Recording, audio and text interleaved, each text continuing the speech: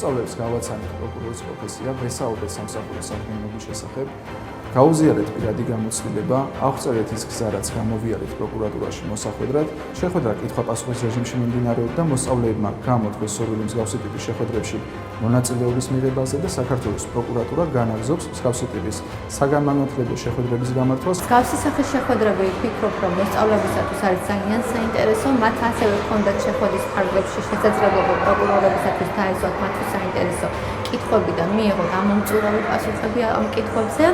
მსგავსი შეხვედრები მოსწავლეებს ხელს უწყობს განვითარებაში, ცნობიერების ამაღლებაში და ვფიქრობ, რომ ესეთი შეხვედრები საინტერესო იქნება ჩვენი სკოლისათვის.